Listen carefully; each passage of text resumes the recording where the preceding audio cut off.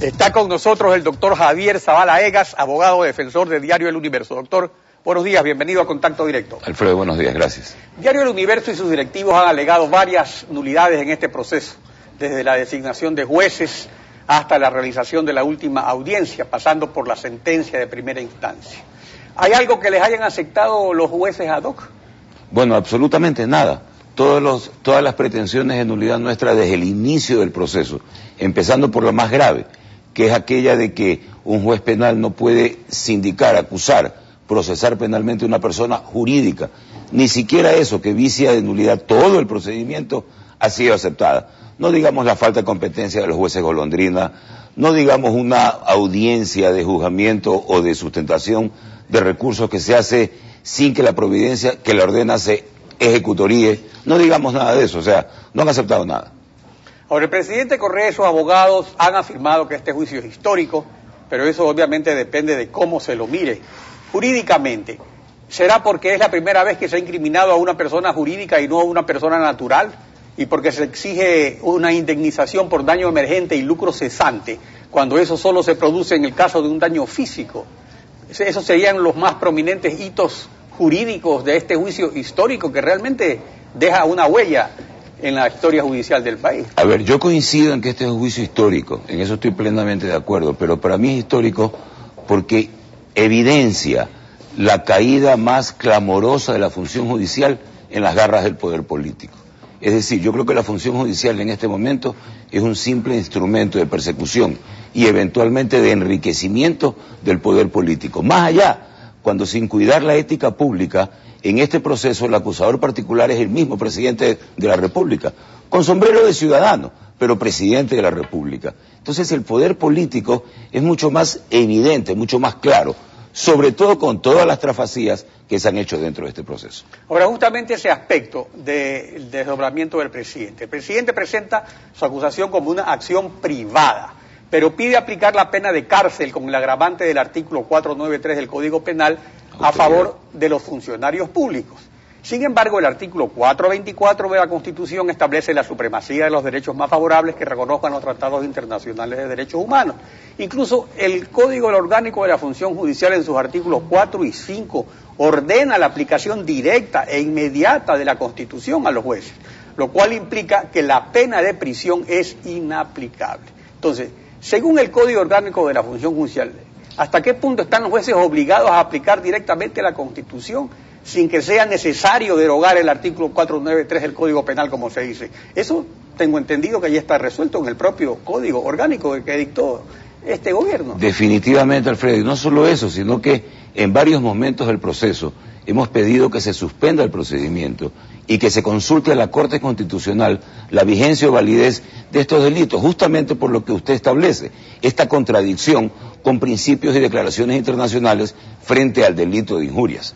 Claro, y en el capítulo primero del Código Orgánico hay una serie de artículos que hablan de eso, incluso del procedimiento. Cuando el juez tenga una duda, que lo consulte a la Corte, pero ni siquiera eso lo han atendido. También lo han pedido ustedes. Lo hemos pedido, lo que pasa es que la respuesta simplemente ha sido no tenemos ninguna duda. Entonces, frente a ello y frente a las certezas presidenciales en tiempos, en fallos, en jueces, no tenemos pero realmente... Pero las certezas judiciales coinciden con las presidenciales. Ah, por supuesto. De que hay que derogar el Código Penal, el artículo 493, cuando eso no es necesario. Claro, lo que pasa es que el presidente de la República quiso evitar un juicio de acción pública y un juicio por desacato, una figura que está realmente desprestigiada.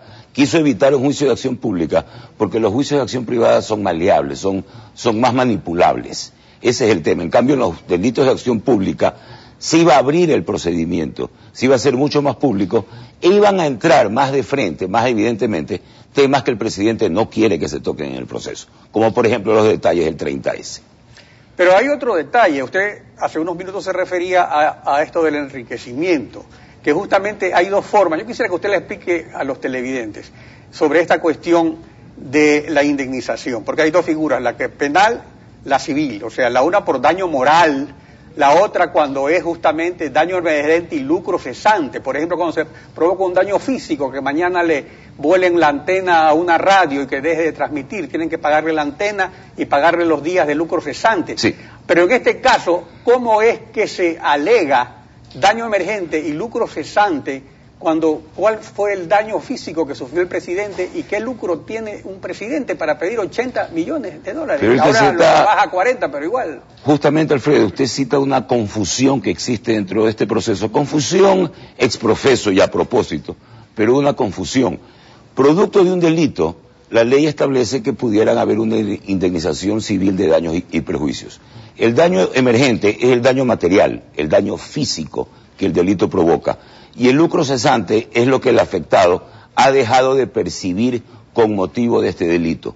Corre por cuerda separada el tema del daño moral, que son las afecciones emocionales, espirituales, de otro tipo que el ciudadano sufre. En este proceso, en los 40, en los 80 millones que se han pedido, entra todo y entran ridiculeces, como por ejemplo decir que como el presidente de la República es el administrador del Estado y maneja miles de millones de dólares, este delito lo afecta y por lo tanto la cuantificación de la indemnización debe ir en función del patrimonio que él ha manejado, lo cual es una ridiculez. Claro, además en el caso de daño físico, si una persona sería, en el caso por ejemplo que alguien le provoque alguna lesión o un bien material, un vehículo, la cerca de una casa, etcétera. Pero, y luego respecto a eso del lucro cesante, se establece como argumento que son 80.000 millones de dólares que él ha manejado en los 4 años de gobierno, 20.000 millones de presupuesto cada año. Así es. Pero él lo maneja eso como un servidor público, él no está haciendo negocio con eso. Por supuesto, y él no es que maneja cada rubro del presupuesto, él es un administrador general. Pero, por último, ¿qué tiene que ver eso? O sea, ¿de qué modo él se va a ver afectado con el delito para eso? No entiendo. Ahora él rebaja generosamente esto a 40 millones, pero igual 40 millones es algo totalmente desproporcionado, porque suponiendo que sea como profesor que lo afecte, igual que llegaría a algo parecido a lo que fue con lo del Banco del Pichincha, unos $500.000, pero siendo también exagerado. Como profesor dentro del proceso y en la audiencia se le calculó aproximadamente 4 o 5 mil dólares mensuales, que sumarán pues $60.000 al año. O sea, ¿cómo por lucro cesante en el evento que deje de ser profesor va a llegar a 40 millones de dólares? O sea, no eso sí, sentido. Por culpa del escrito de Palacio hubiera dejado de ser profesor. Supuestamente. Pero tampoco ha ocurrido. Así es, eventualmente, así es. Ahora, en caso de ser desfavorable la sentencia, para Diario El Universo, por supuesto, aún tienen los recursos de casación ante la Corte Nacional y la acción extraordinaria de protección ante la Corte Constitucional. Entonces, ¿qué es lo que se examina en casación y qué es lo que se examinaría en la Corte Constitucional? En el tema casación vamos orientados básicamente en función de violaciones de ley en sentencia, porque lo que dentro de un proceso penal se casa es la sentencia. Si en la sentencia hubo falsa aplicación de la ley, errónea interpretación de la ley, en ese momento la Corte Suprema, hoy Corte Nacional, debería casar la sentencia, es decir, revocarla automáticamente. Y por la vía de la Corte Constitucional, lo que se analiza son los abusos de derecho que se han cometido o a las reglas del debido proceso para provocar ese fallo, esa providencia o esa sentencia. Referente al debido proceso, pero también está pendiente aquello de la aplicación directa de la Constitución, de que no se... Por supuesto, la Corte puede asumir también ese tema sin ningún problema. Ahora, finalmente, ¿cuándo será la audiencia? ¿Para el jueves, como anunció el presidente de la Sala, o para mañana, como dice el presidente Correa, o pero para usted no debe tener la más mínima duda que los tiempos judiciales son los tiempos presidenciales.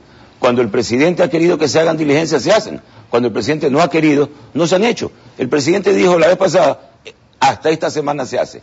El viernes se hizo la audiencia. El presidente dice, el jueves no puedo. El martes se hace. No tenga la menor duda. Doctor Zavala, gracias por acompañarnos en Contacto Directo. Gracias, Alfredo. Buenos días.